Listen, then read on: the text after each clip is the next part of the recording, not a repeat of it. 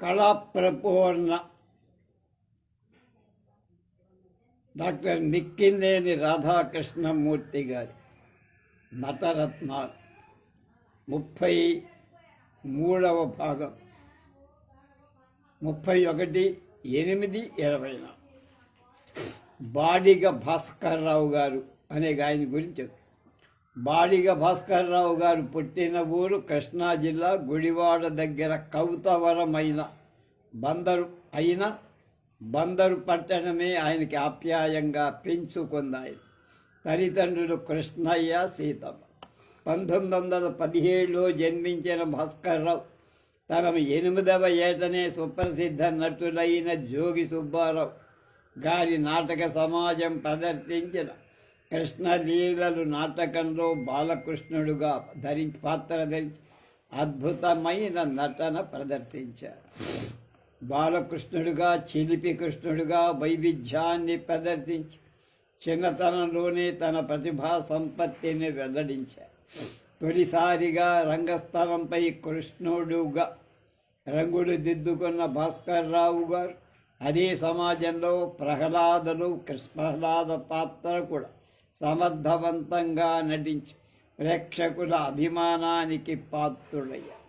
తర్వాత కాళిదాసులో కాళుడుగా, రామదాసులో చాందిని స్త్రీ పాత్ర ధరించి ఇతర నాటక సమాజాల్లో క్రమశిక్షణలతో పాత్రలు ధరిస్తున్న ఆయనకు తగినంత తృప్తి ఇవ్వనందువల్ల 20 సంవత్సరాల వయస్సులోనే గుడివాడలో 1936 స్వయంగా శ్రీ జయభారత ఫణినాట్య మండలి స్థాపించి రంగూన్ రౌడీ, పల్లెపొడుచు, కొలలేని పిల్ల, పొరపాటు, దొంగలున్నారు జాగ్రత్త, ప్రేమలీల, ఘరానా పెద్దలు, భట్టి విక్రమార్క, బాలనాగమ్మ మొదలైన నాటకాలు ప్రదర్శించారు. ఆనాడు రంగూన్ రౌడీగా దొమ్మేటి జోగి సుబ్బారావు, నెల్లూరు సత్యనారాయణ, కోడూరుపాటి రామారావు, సవరం వీరాస్వామి, కొవ్వాడ సాంబశివరావు మొదలైన వారు రౌడీ పాత్రలలో సమర్థులైన నటులు అనిపించారు. అటువంటి వారందరి చేత రౌడీ పాత్ర అభినయంలో నూతనత్వాన్ని ప్రవేశపెట్టి అభినయించినందుకు ఎక్కువ ప్రశంసలు పొందారు. ఆనాడు కృష్ణా జిల్లాలో బాలనాగమ్మ నాటకం గొప్ప సంచలనాన్ని కలిగి ఊరికొక నాటక సమాజం, ఊరికొక మాయా ఫకీరు వెలిశారు. భయానక భీభత్స ప్రధానమైన మాయల ఫకీరు పాత్ర అద్భుతంగా నడిచి నాటి నేటి మేటి ఫకీర్ పాత్రలు అందరినీ అధిగమించారేన. భాస్కర్రావు వివిధ నాటకాలు, వివిధ పాత్రలు ధరించిన ఏ నటుడిని అనుకరించక తనది ఒక సొంత బాణి అంటూ ఒక విధానాన్ని చేపట్టారు. అందువల్ల ఏ పాత్రనైనా అవలీలగా నటించి ప్రేక్షకుల ఆదరాభిమానాలకు పాత్రలే. 1957 గొడ్డవల్లేరు విజ్ఞాన గాన కళా సమితి వారిచే క్రీస్తుశేషుడు డివి సుబ్బారావు గారి ఆశీస్సులతో అభినవ మాయల ఫకీరని బిరుదు పొందారు. తెనాలి తాలూకా ఆవులవారి పాలెల్లో స్థానిక ప్రజలచే కనకాభిషేకాన్ని అందుకున్నారు. ఆవుల సాంబశివరావు గారు, ఆవుల మంజులత, వీళ్ళు బహుశా అక్కడి వాళ్ళేమో ఆవులు వాళ్ళు పాలెం. భాస్కర్రావు గారు పొరపాటు అనే సాంఘిక నాటకాన్ని రచించిన రచయితగా కూడా పేరు పొందారు. ఆయన స్వంత సమాజంలో ఆయా నాటకాలను ఎంత ఉధృతంగా ప్రదర్శించారు ఈ క్రింది ఉదాహరణ సాక్షి. ఆయన ఒక్క బాలనాగమ్మ నాటకాన్ని 1350 సార్లు ప్రదర్శన చేసి ఆయన ఆరోగ్యాన్ని క్షీణింపచేసింది కూడా మాయల్ ఫకీర్ పాత్ర. అనారోగ్యంగా ఉండి కూడా తన 56వ ఏట మాయల్ ఫకీర్ ఆయన పాత్ర ధరించి ఆయన ధనదాహంతో నాటకాలు ఆడాల. కేవలం కళ మీద ఉన్న ప్రేమాభిమానాలతో, ఆర్థిక ఉడుదుడుకులతో అవస్థపడు ఆరోగ్యాన్ని కోల్పోయి 1973లో కౌతవరం గ్రామంలో కన్ను మూశారు. కళ కోసం ఉన్నదంతా పోగొట్టుకున్న ఉత్తమ నటుడు బాడిగ భాస్కర్. బివి బ్రహ్మయ్య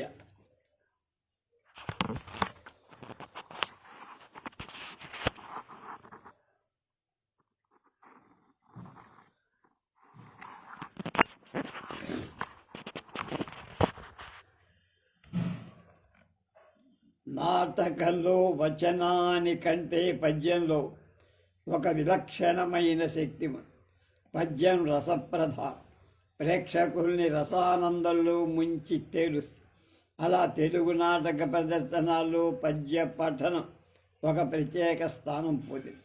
నిష్ణాతులైన అనేక మంది నటీనటులు పద్య పఠనంలో అగ్రభాగాన నిలిచి తమ పద్య పఠనంలో ప్రేక్షక హృదయాల మీద శాశ్వత ముద్ర వేశారు. అలా తన కంచు కంఠంతో పద్య పఠనంతో ప్రేక్షకులను ఉర్రూతలూగించి గాయక నటరత్నంగా వెలుగుతున్న బివి బ్రహ్మయ్య గారు పూర్వ నటుల కోవకు చెందినవారు.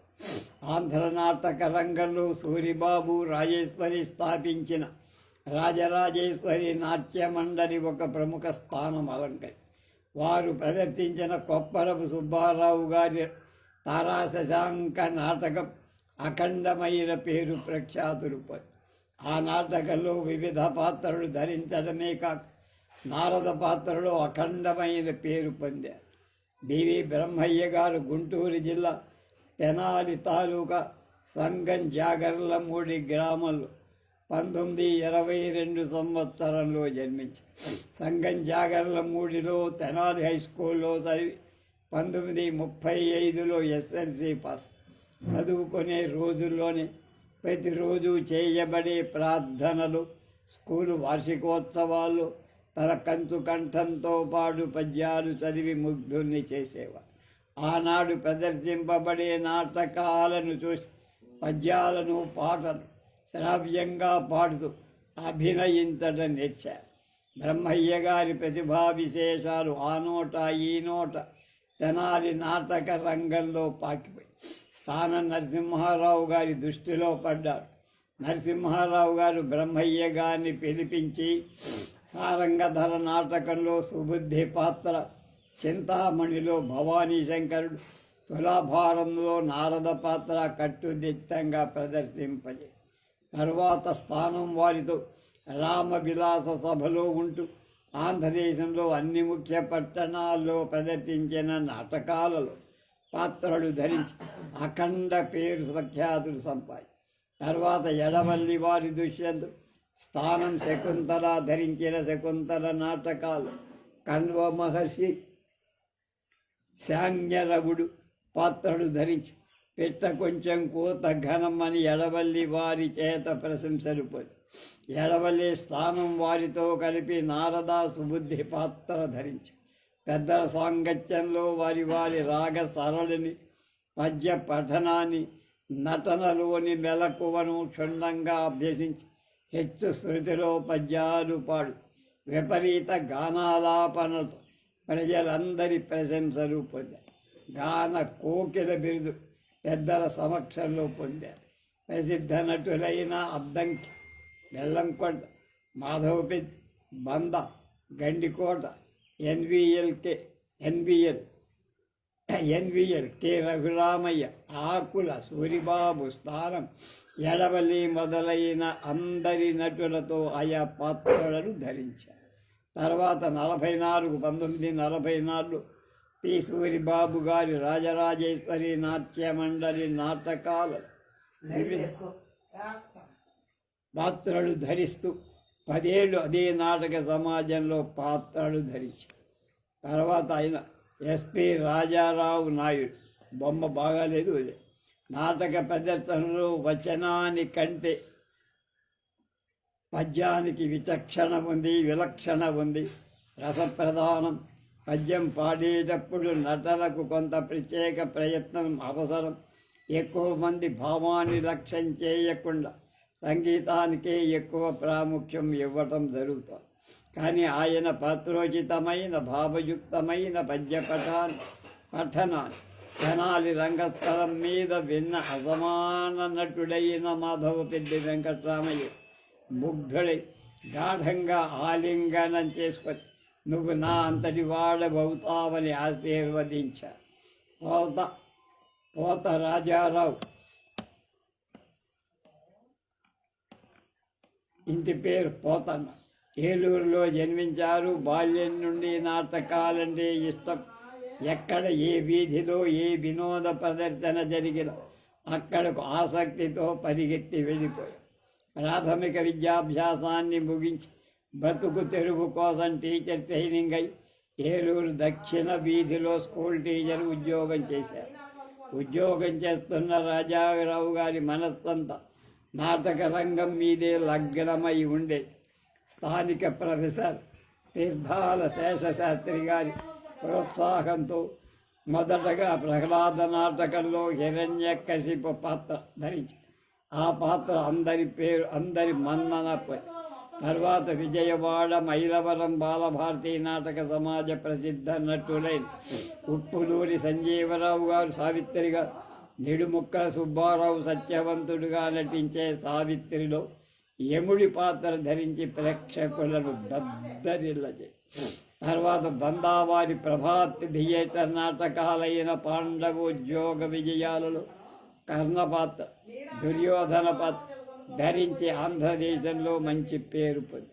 ఇంతలో పంతం చెన్నారావు గారు నిర్మించిన చంద్రహాస సినిమాలు ఒక ముఖ్య పాత్రనిచ్చి నటింపజేసి తర్వాత జంపన వాలి సుగ్రీవలు, భక్త సిరియాళలు, శివగంగలో నటించి ద్రౌపదిలో దుర్యోధనుడు, గయోపాఖ్యానంలో గయుడు, బొబ్బిల్లో వెంగళరావు, సారంగధరలో రాజరాజు, తారాశశాంకర్లో శుక్రాచార్యుడు, కాళిదాసులో భోజరాజుగా, చిత్రనళీయంలో ఋతుపర్ణుడుగా నటించి మంచి పేరు పొందారు. సహృదయం, స్నేహశీలం, మిత్రవాత్సల్యం ఆయనకు అలంకారం. అజానుబాహు విగ్రహం, వరద్రూపం ఆయన అభినయానికి అఖండ అండదండ. ముందులూరు కృష్ణారావు గారి పర్యవేక్షణలో నటనకు కావాల్సిన మెలకువలన్నీ నేర్చారు. ఏ నాటకంలో ఏ పాత్ర తీసుకొని క్రమశిక్షణతో రిహార్సల్ చేయడం, పాత్రను పాత్రోచితంగా అభినయించడం ఆయన ధ్యేయం. కానీ ఎంతటి కీర్తి ప్రతిష్టలు సంపాదించుకుంటే మాత్రం ఏం లాభం? 50 ఏళ్ళు నిండకుండానే కాలగర్భంలో కలిసిపోయారు. కర్రి అబ్బులు దాదాపు 35 సంవత్సరాల నుండి దుర్గా వెంకటేశ్వర నాట్య మండలి ద్వారా ఆంధ్రప్రదేశ్లోనే కాక ఇతర రాష్ట్రాల్లో కూడా పర్యటించి సుమారు 5,000 నాటకాలు ప్రదర్శించి 60 సంవత్సరాల వయస్సులో కర్రి అబ్బులు గారు ఎలా ఉంటారు?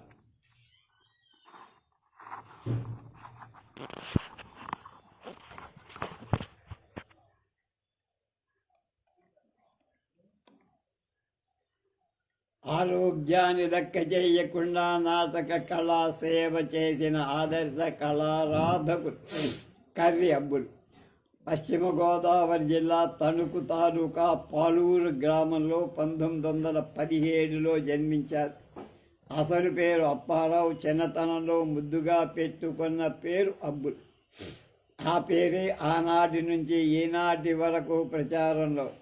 మాకు కూడా ఉయ్యూరులో గుండు మా అమ్మ బాబాయి గారు అబ్బాయి, ఆయన పేరేటో నాకు జ్ఞాపకం, అబ్బులు బాబాయ్ అనే అబ్బులు మావయ్య అనే పిలిచేవారు.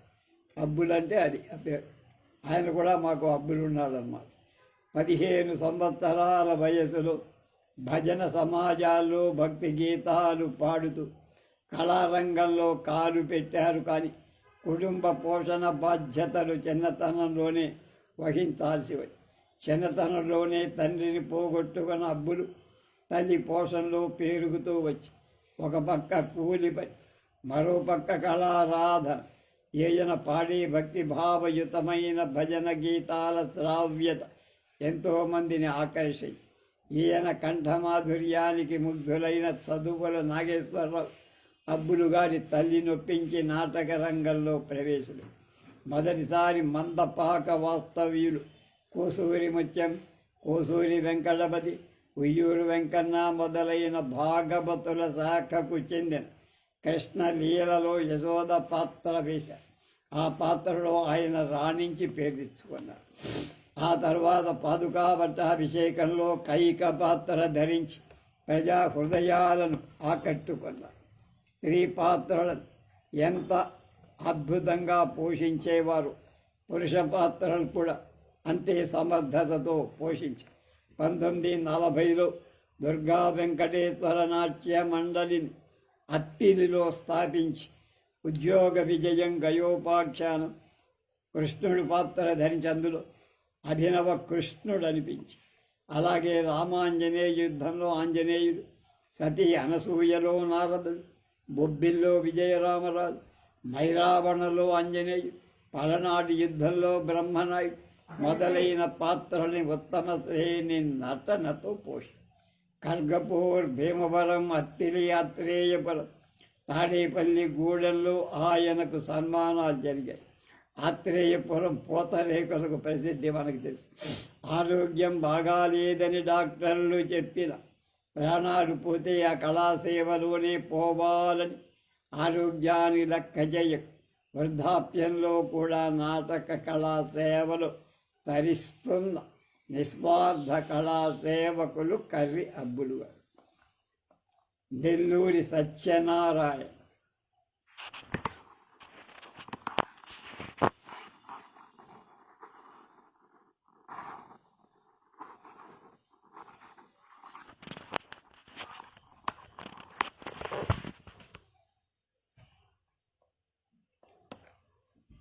సత్యనారాయణ 1911 పశ్చిమ గోదావరి జిల్లా నరసాపురంలో జన్మించారు. చిన్నతనంలో ఎడవల్లి సూర్యనారాయణ గారి శకుంతల, బందర్ నాయుడు గారి ప్రహ్లాద, నటేశం గారి లంకాదహనం మొదలైన నాటకాలను చూశాడు.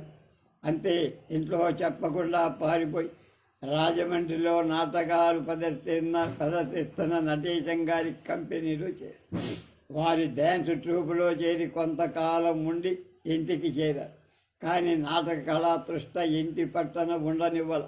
వెంటనే బెజవాడ మైలవరం బాలభారతి నాటక సమాజంలో చేరి ద్రౌపది వస్త్రాపహరణంలో వికర్ణ పాత్ర వేసి, జొన్నవిత్తుల, తుంగడ చలపతి ప్రదర్శించిన రామదాసులు రఘురాముడి పాత్ర ధరించి, పారుపల్లి సుబ్బారావు గారు ప్రదర్శించిన రాధాకృష్ణ నాటకంలో తరళ అనే పాత్ర ధరించి, భీమవరం రామ విలాస సభ వారు వర విక్రయంలో కాళింది పాత్ర వేశారు.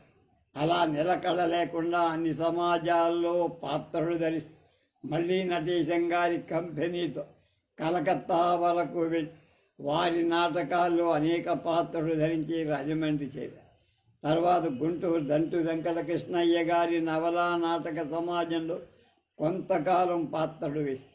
తర్వాత వేమూరి గగ్గయ్య గారి సమాజంలో అనేక పాత్రలు ధరి, ఆ తర్వాత నరసరావుపేటలో మంచిగంటి వెంకటేశ్వరరావు రచించిన ప్రేమలీల నాటకాన్ని 6 నెలలు రిహార్సల్ చేసి కొంతకాలం డి అంజనీబాయితో, శ్రీమతి లక్ష్మీరాజ్యంతో ఆంధ్రదేశమంతటా జైత్రయాత్ర చేసి 1935లో రంగూన్ రౌడీ ప్రాక్టీస్ చేసి ప్రథమ ప్రదర్శనాన్ని రాజమండ్రి కృష్ణా సినిమా హాల్లో ప్రదర్శించి అనేకుల ప్రశంసలు పొందారు. రాజమండ్రి కేంద్రంగా చేసుకొని అనేక చోట్ల రంగూన్ రౌడీ నాటకం ప్రదర్శించి సత్యనారాయణ గారికి ఎక్కువ పేరు తెచ్చినవి రంగూన్ రౌడీలో రౌడీ శంకర్రావు, ప్రేమ లీలలో మోహన్ రావు పాత్ర. ఇతర నాటక సమాజాల్లో కురుక్షేత్రంలో శిశుపాల, శ్రీరామాంజనేయ యుద్ధంలో యయాతి, సాని సంసారిలో రమేష్, కాలకేతనంలో కాలకేతనుడు మొదలైన పాత్రలు వేశారు. తెనాలి వల్లూరి వెంకట్రామయ్య గారి వెంకటేశ్వర నాట్య మండలి వారి రామ రావణ యుద్ధం, బాలనాగమ్మలో పాత్రలు ధరిస్తూ ఉండగా అన్నవరం దేవస్థానం వారి నాటకాలు ప్రదర్శిస్తుండగా పక్షపాతం వచ్చి ప్రభుత్వ ఆసుపత్రిలో చేర్చబడి ఆ విధంగా ఆయన నట జీవితం ఆగిపోయింది. ఆ రోజుల్లో రఘురామయ్య గారు అద్భుతంగా ఈల పాట పాడటం అందరికీ తెలుసు. అదేవిధంగా కాకపోయినా సత్యనారాయణ పత్ర సంగీతం అనే నూతన ప్రక్రియ ప్రవేశపెట్టి ఇది ఒక అద్భుతమైన కళా సృష్టి. 2 పెదవుల మధ్య ఆకును ఉంచి లయ తప్పకుండా పాటలు పాడేవారు. ఈ ఆకు ప్రేక్షకుల ఈ పాటకు ప్రేక్షకులు ఆశ్చర్యము చెందేవారు. ప్రదర్శనాల్లో పాత్రలు ధరించిన తరువాత ఈ పత్ర సంగీతాన్ని ప్రత్యేకంగా పాడారు. ఆకు పాటకు సత్యనారాయణ గారి ఆద్యులు, పూజ్యులు. తర్వాత అదే ఆఖరు, ఆయన తర్వాత ఎవరు ఆ ప్రక్రియ చేపట్టారు. ఆ ప్రక్రియ ఎవరు మరొకరు పట్టలేక జీవితమంతా నాటక రంగం కోసం, నటన కోసం, పత్ర సంగీతం కోసం తహతహలాడిపో ఎన్నో నాటక సమాజాలు, ఎన్నో నాటకాలు, ఎంతోమంది ప్రసిద్ధ నటుల పక్కన పాత్రలు. చివరికి మిగిలిందేమిటి? చేతిలో చీల్లి గవ్వలే. వృద్ధాప్యం ముంచుకోవచ్చి పక్షపాతంలో పడిపోయారు. చివరికి గుంటూరు అన్నదాన సమాజం 1977 కన్నుమూశారు.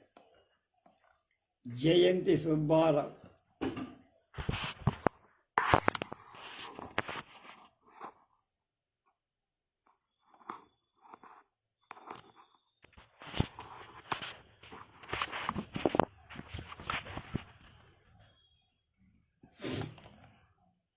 ప్రతి పాత్రధారికి ప్రేక్షకులను ఆకర్షించగల స్ఫురద్రూపం ఉండాలి.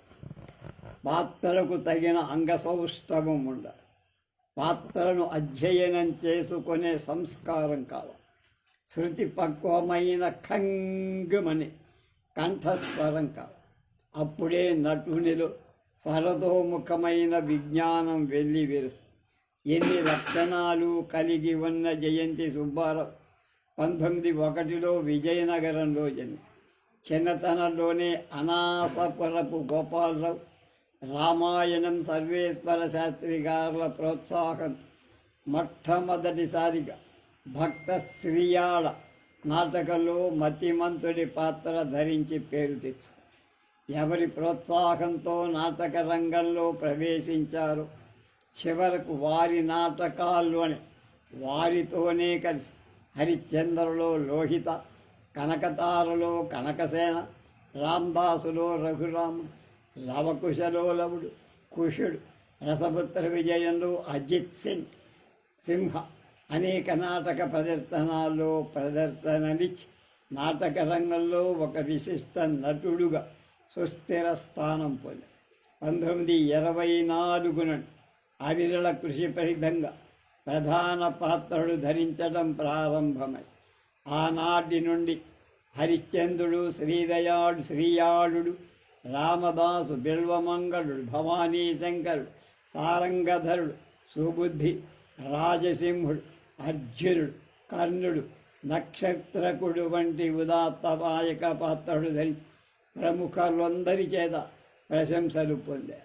ఈ ప్రదర్శనం చెలగించడానికి వచ్చిన నటరాజశేఖర్ డివి సుబ్బారావు శ్రీయాళుడుగా సుబ్బారావు గారి నటనకు ముగ్ధులై 3 కాసుల బంగారు కంకణాన్ని బహూకరించి సుబ్బారావు గారి హరిశ్చంద్రుడు, శ్రీయాళుడు, రామదాస్, చింతలపూడి బాపిరాజు గారు, నక్షత్రకుడు, యతి, కబీరుగా టాటానగర్, ఖర్గపూర్, భిలాయ్ మొదలైన ఇతర రాష్ట్రాల సమక్షంలో ప్రదర్శించి వేణోళ్ళ పొగడబడ్డ స్థానం నరసింహారావు, జగన్నాయకరాళ్లతో కలిసి బెల్వమంగళ, సారంగధర, రామదాసు పాత్రలు అనేక సార్లు ప్రదర్శించి ప్రముఖుల మన్ననలు ప్రసిద్ధ నటులైన నిడుముక్కల, కపిలబాయి, రామనాథ శాస్త్రి, ఏబి సుబ్బారావు గారులతో కలిసి అనేక నాటకాలు ఏవి సుబ్బారావు అంటే లవకుశలో లవుడో కుశలో వేసిన నాగరాజ్ తండ్రి. కొంతకాలం కొల్లూరి చంద్రశేఖరన్ రాజసింహుడుగా, సుబ్బారావు ఔరంగజేబుగా, కొచ్చెర్లకోట రంగారావు రాజరాజ నరేంద్రుడుగా సారంగధార సముద్ర విజయం నాటక ఆంధ్రదేశమంతటా ప్రదర్శించి నవరసాల అద్భుతంగా పోషించి పెద్దలు అనేకుల చేత క్యారెక్టర్ యాక్టర్ అని బిరుదు సంపాదించుకున్న సుబ్బారావు నటులే కాక చక్కని గారి పద్మశ్రీ చిత్తూరు వి నాగయ్య గారి ఆధ్వర్యంలో హెచ్ఎంవి కంపెనీలో కూడా 60 రికార్డులు ఇచ్చాడయ్య.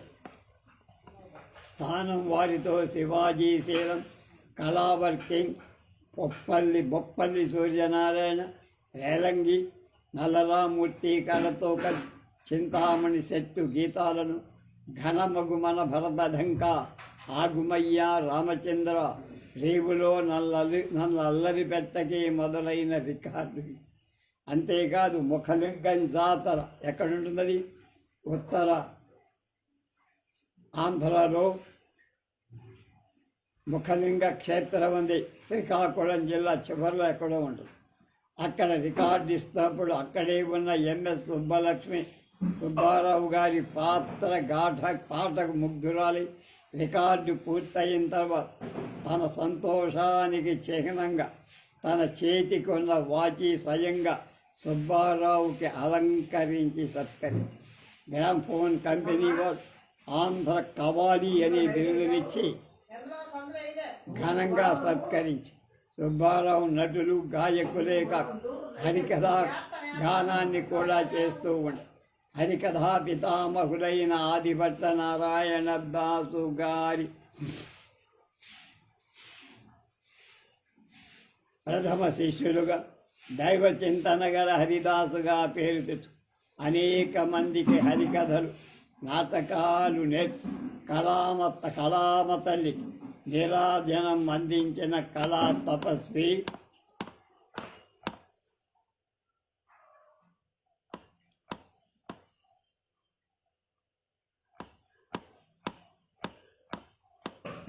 జయంతి సుబ్బారావు.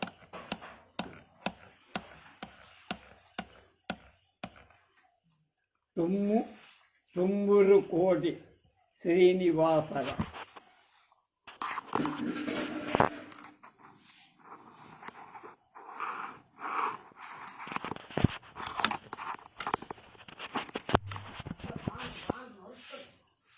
విద్వాన్ టి శ్రీనివాసరావు నాకు పరిచితులని, వారు పండితులే కాక కళారాధకులని, మాతో కలిసి చిత్తూరు రామవిలాస సభ నాటకాలలో హాస్యరస పాత్రలు ధరించారని, ఆంధ్రదేశంలో పేరెన్నికగన్న అనేక పట్టణాలలో నాటకాలు ప్రసిద్ధ నటులతో అనేక హాస్య పాత్రలు ధరించి హాస్యశ్రీ బిరుదు పొందారని, వీరి హాస్యం సహజమైందని, నిర్మలమైందని, పండిత పామర జన రంజకమైంది అని వీరు అనేక అమెచ్యూర్ నాటక సంఘాలను, కళా సంస్థలను స్థాపించి 25 సంవత్సరాలుగా ఆంధ్ర నాటక రంగ ఉద్ధరణకు ఇతోధికంగా సేవ చేస్తున్నారని సుప్రసిద్ధ రంగస్థల సినీ నటులు పద్మశ్రీ వి నాగయ్య గారు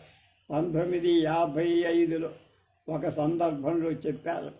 ఒకనాడు కార్వేటి నగర సంస్థానాధీశులైన శ్రీ శ్రీ కుమారస్వామి రాజా గారిచే స్థాపింపబడిన రాజకుమార నాట్య మండలి కార్వేటి నగరంలో ప్రదర్శింపబడుతూ ఉంది.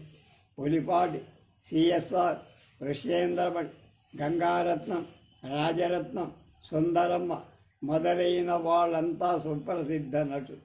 కానీ సుబ్బిశెట్టి పాత్రను ధరించాలని మేటి నటుడు అనారోగ్య కారణంగా రాలేకపోయాడు. ఆ రోజు రాత్రి 10 గంటలకు నాటకం. అందరికీ ఆందోళన ఏంచారు.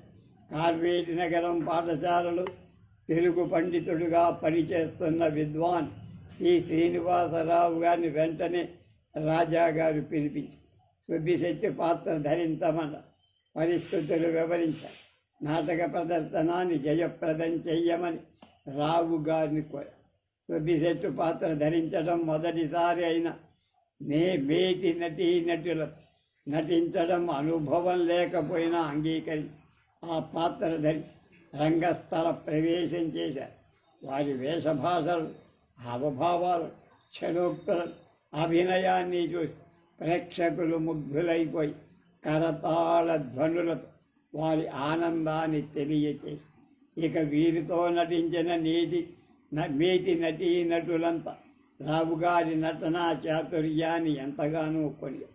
సాధారణంగా సుబ్బిశెట్టి పాత్ర ధరించే నటులు అప్పుడప్పుడు కొన్ని అశ్లీల పదాలు ఉపయోగిస్తారు అని ఆయన హాస్యం అతి నిర్మలంగా ఉంది. నాటి నుండి ఇవాల్టి వరకు ఆయన హరిశ్చంద్రలో వీరబాహ, ప్రతాపరుద్రీయంలో పేరిగాడు, కన్యాశుల్కంలో రామప్ప పంతుడు, తులాభారంలో వసంతకు, రామదాసులో అహమకి, వరవిక్రయంలో పెళ్ళిళ్ళ పేరయ్య, మధుసేవలో కాసిం సాహిబ్, రంగూన్ రౌడీలో గంగారాం సేఠ్, చింతామణిలో సుబ్బిశెట్టి, సక్కుబాయిలో అత్తపాత్ర మొదలైన హాస్య పాత్రలు జనరజ్య గంగా నటి. సుప్రసిద్ధ హాస్య పాత్రధారులైన నెల్లూరు వాస్తవ్య శ్రీ కాశీ చెంతు సుబ్రహ్మణ్యం గారి సుబ్బిశెట్టి పాత్ర చూసి, సూరవరపు వారి అత్త పాత్రను చూసి ప్రభావితులయ్యారు. వారినే ఈనాటికి గురుతల్యులుగా ఆయన భావిస్తారు. రావు గారు ఒక పక్క నాటక రంగంలోనే కాక ఆయన పనిచేసిన ప్రాంతాలు అనేక గ్రంథాలయాలు స్థాపించినారు. కార్వేటి నగరం పంచాయతీ వారు గ్రంథాలయ ఉద్ధారక్ అనే బిరుదునిచ్చి సన్మానం. కార్వేటి నగర సంస్థానంలో ప్రాచీన గ్రంథాల పరిశోధించి ప్రాచీనాంధ్ర కవుడు, కార్వేటి నగర సంస్థానం, కార్వేటి నగర రాజుల చరిత్ర, పాశ్చాత్య నాగరికత, పాన పిశాచం, అంటరానివాడు, పారిజాతాపహరణంలో సత్యభామ, మేఘ సందేశంలోని భూగోళ విషయాలను గురించి వ్యాసాలు రాసి ఉపన్యాసాలు తెలుగు వెలుగులు ప్రకాశింపజేసి, బ్రిటిష్ వారి పాలన కాలంలో మద్యపానం నిషేధించాలని, బాల్య వివాహాలు చేయకూడదని, నాటక రంగంలో స్త్రీలు పాత్ర ధరించాలని వ్యాసాలను రాసి ఉపన్యాసాలిచ్చి కృతకృత్యులై రావు గారు పండితులు, కవులు, విమర్శకులు, హాస్య విశారదులు, సాహిత్య సేవాపరాయణులు, సంఘ సేవా దురంధరులు, గ్రంథాలయ ఉద్ధారకులు, నిగర్వులు, నిరాడంబరులు. వీరితో సంభాషణ ఆనందాన్ని కలిగి, ముఖ్యంగా అష్టావధాన సందర్భంలో అప్రస్తుత ప్రసంగిగా వీరు వ్యవహరించినప్పుడు పండిత పామరులంతా వీరి హాస్య ప్రసంగాలకు ముగ్ధులయ్యేవారు. అందుకు ఉదాహరణ శ్రీ కంచి కామకోటి పీఠాధిపతిగా వీరి హాస్య ప్రసంగాలు ఒక పర్యాయం విని ఎంతో ప్రశంసించారు. రావు గారు 40 సంవత్సరాలు ఉపాధ్యాయుడు చిత్తూరు జిల్లాలో పనిచేసి ప్రస్తుతం పెన్షన్ తీసుకొని చిత్తూరు జిల్లా పుత్తూరులో విశ్రాంతి తీసుకొని, రావు గారి వయస్సు ఈనాడు అంటే ఈ పుస్తకం రాసేనాటి 70. అప్పటికి ఆరోగ్యంగా రావు గారు గోల్కొండ వ్యాపారి బ్రాహ్మణుడు, ఆంధ్ర బ్రాహ్మణ శాఖ, గుంటూరు జిల్లా పల్నాడు తాలూకా తుమ్మూరు కోడనే గ్రామం వీరి పూర్వీకులు. ఈ ప్రాంతానికి ఇక్కడికి వచ్చారు. అందువల్లనే వీరిని తుమ్మూరు కోటి వారు అనే ఇంటి పేరు వచ్చింది. రావు గారి ప్రతిభా విశేషాల గురించి శతావధాని సివి సుబ్బన్న, భద్రాచలం కవికుమార, శ్రీరంగం సీతారామయ్య, శ్రీశైలం భక్త కవిరత్న, పి చలపతిరావు, కాళహస్తి ఆసుకవి సార్వభౌమ, ఎన్ మహమ్మదాలి మొదలైన వాళ్ళు వారి మీద పద్యాలను రాసి ఎంతగానో కొనియాడారు.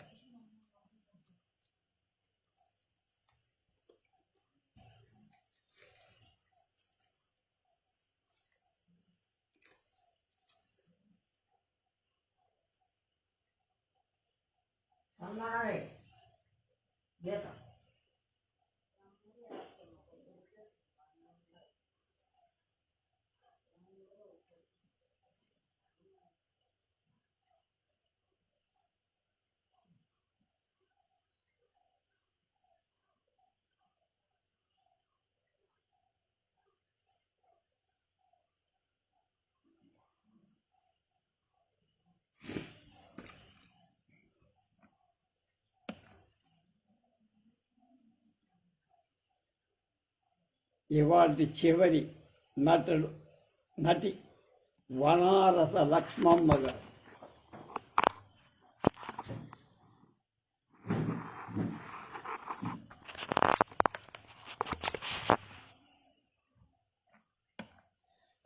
కళాకారులకు కులం కుటుంబం ప్రపంచంలో మరెక్కడా కనిపించవు. కానీ ఆంధ్రదేశంలో 100 ఏళ్ల నుండి కొన్ని కుటుంబాలు శాఖోపశాఖలుగా విస్తరిల్లి కేవలం తమ జీవితాలనే కళారంగానికి అంకితం చేసుకున్నారు. అలా అంకితమైన కుటుంబాల వారే నాటి నేటి సురభివారు తెలుగు నాటక రంగానికి ఎనలేని సేవలు చేశారు. లక్ష్మమ్మ గారు రాయచోటి తాలూకా కాయలపల్లి ఆవేటి గంగిరెడ్డి నారమ్మ గారులకు జన్మించి అత్తమామలు సురభి వెంకయ్య సుంకమ్మగా ఆంధ్ర నాటక కళోద్ధారక వనారస గోవిందరావు గారి 2వ భార్య లక్ష్మమ్మ. గోవిందరావు గారు సురభి నాటక అంగాభివృద్ధి జీవితాంతం పాటుపడటంలో దాన్ని క్రమశిక్షణలో నడపటంలో తెలుగు నాటక రంగాన్ని ప్రభావితం చెయ్యటంలో ఆంధ్ర నాటక కళా పరిషత్ సంస్థానంలో బహుముఖ సేవలు చేశారు. లక్ష్మమ్మ గారి 10 సంవత్సరాల ప్రాయంలోనే గోవిందరావు గారితో వివాహమయ్యింది.